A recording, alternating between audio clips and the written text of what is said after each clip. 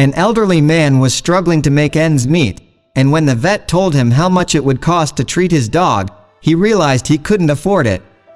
In the vet's office, besides the doctor, there was an elderly man and a mixed-breed dog. All three were silent, except for the visitor, who was absent-mindedly stroking his dog and sobbing softly.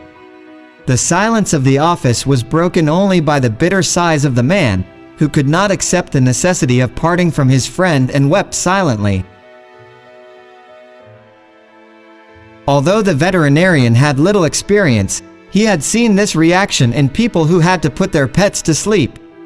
The doctor understood that a pet becomes a friend to a person, so he considered the tears of his visitors a natural reaction.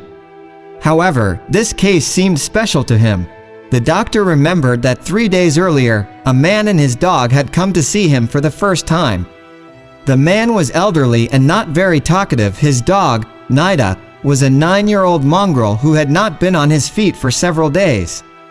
The man was alarmed by the animal's behavior, so he took the dog to an emergency appointment.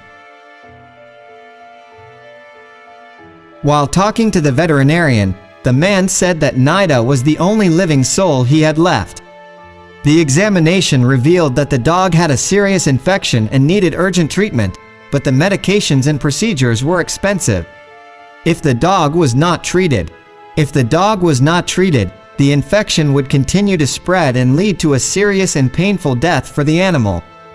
The doctor offered the man an alternative treatment or euthanasia, which would allow the dog to avoid pain and suffering. He made his offer very dryly, without thinking about how his words would be perceived by the visitor.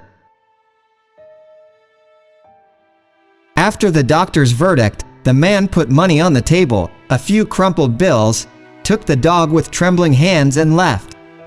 3 days later, the man and his friend appeared on the doorstep of the clinic. "I'm sorry. I could only collect money to put the dog to sleep so that it would not suffer," said the man, without raising his eyes from the ground. Already in the office, the man asked for a few minutes to say goodbye to his friend. Seeing the pain with which the couple said goodbye, the veterinarian felt the injustice of the world. This old man and his mongrel were showing such reverent feelings that money could not buy, yet they were forced to say goodbye because they had no money. The doctor could not contain his feelings. He approached the man, put his hand on his shoulder and promised, "I will cure Nida. No money, I will help at my own expense. Nida is not old yet. She still has a few years to spend with you."